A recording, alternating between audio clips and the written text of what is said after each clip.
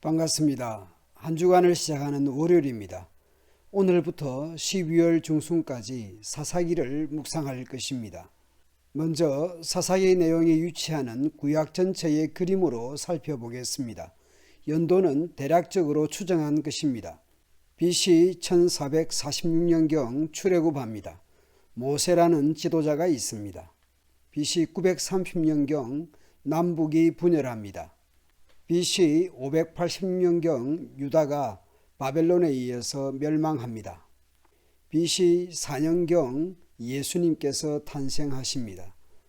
먼저 족장 시대가 있습니다. 다음은 정복 시대가 있습니다. 여호수아가 지도자였습니다. 오늘부터 묵상하는 사사시대입니다. 다수의 사사들이 등장합니다. 사사시대 다음에는 왕정시대입니다. 왕정시대는 사울, 다윗, 솔로몬의 통일왕국 시대가 있었습니다. 그런데 솔로몬 이후 통일왕국은 남북으로 분열합니다. 북이스라엘은 아수르에 의해서, 남쪽 유다는 바벨론에 의해서 멸망당하면서 포로기 시대가 됩니다. 그리고 예수님이 탄생하기 전까지 중간기라고 합니다. 사사시대가 사사기 내용입니다. 저는 어느 책을 따라서 사사기 구조를 정리해 보았습니다. 이스라엘의 배역이 가운데 사사들의 활동을 감싸고 있는 형국입니다. 불완전한 정복, 불완전한 신앙, 즉 미완의 정복과 우상 숭배가 사사들의 활동을 감싸고 있는 형국입니다. 배역이라는 뜻을 인터넷에 찾아보니까 은혜를 저버리고 배반함입니다. 이스라엘이 아브라함 때부터 약속하신 땅과 자손에 대해서 하나님께서 은혜로 이루어 주셨는데 그 은혜를 저버리고 배반하는 시대가 사사시대였습니다. 사사기의 주제는 그때의 이스라엘의 왕이 없으므로입니다. 눈에 보이는 인간 왕도 없었지만 중요한 것은 왕 되신 하나님을 신앙하지 않았습니다. 하나님의 주 되심, 로드십, 하나님의 주권과 거기에 순종하지 않았던 시대를 사사기가 보여주고 있습니다. 사사기를 어떻게 시작합니까? 여호수아가 죽은 후에입니다. 한 사람의 죽음은 자연스러운 죽음입니다. 그런데 그 죽음이 이스라엘의 배역으로 이어진다는 점에서 너무나 안타까운 것입니다. 이스라엘이 하나님의 은혜를 저버리고 배신한 것이죠. 그리하여 외부로부터의 침략으로 고통받게 됩니다. 여호수아서가 마무리될 즈음에 이런 내용이 있습니다. 이스라엘이 여호수아가 사는 날 동안과 여호수아 뒤에 생존한 장로들 곧 여호와께서 이스라엘을 위하여 행하신 모든 일을 아는 자들이 사는 날 동안 여호와를 섬겼더라. 이스라엘의 신앙이 여호수아와 특정한 인물들이 사는 날 동안 여호와를 섬기고 예배했다라는 것은 그 후에 부정적 복선이 깔리는 듯합니다.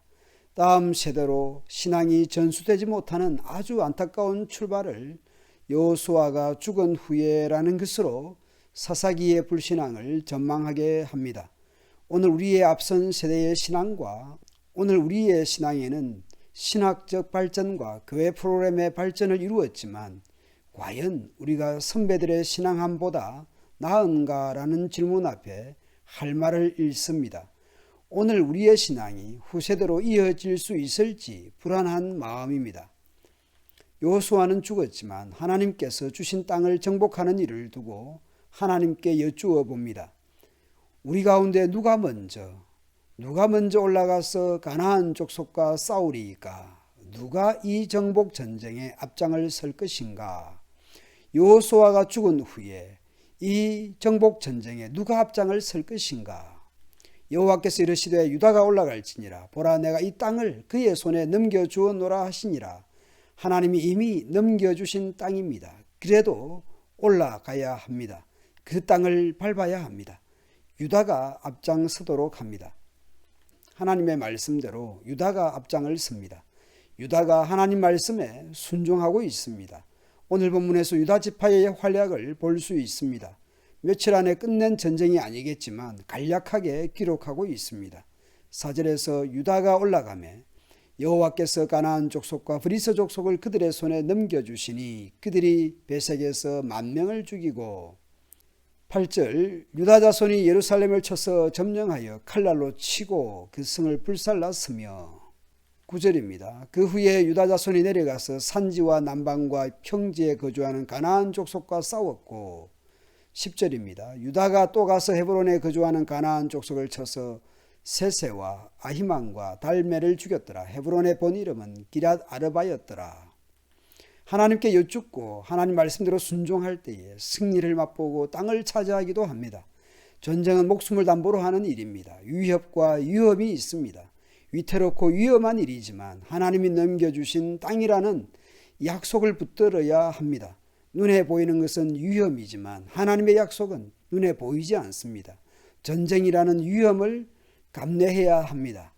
그럼에도 불구하고 하나님께서 말씀하신 대로 유다가 앞장서서 나아갈 때에 승리를 주십니다. 보시다시피 사사기의 출발은 나쁘지 않았습니다. 하나님께 여쭙고 하나님 말씀대로 순종했습니다. 그리하여 승리를 얻고 땅을 차지하기도 했습니다. 그러나 그들은 점차 불순종, 불신앙, 하나님께 여쭙지 않는 자리로 가고 말았습니다. 오늘 우리는 하나님께 여쭙고 있습니까? 하나님께 질문하고 있습니까? 아니면 내 속인에 옳은 대로 내 생각대로 세상을 따라서 결정합니까? 그리고 하나님께 답을 얻은 대로 순종하고 있습니까? 내 생각, 내 경험에 의존하여 행동합니까? 우리의 생각과 행동이 하나님의 주 되심을 고백하며 주님께 여쭙고 주님의 말씀을 따라가면 좋겠습니다. 기도하겠습니다. 하나님 아버지, 하나님의 은혜 받은 자다운 생각과 반응으로 살아가게 해 주십시오. 나의 인생의 고비마다 하나님의 뜻을 묻고 하나님의 뜻을 이루기를 소원하며 행하게 해 주십시오.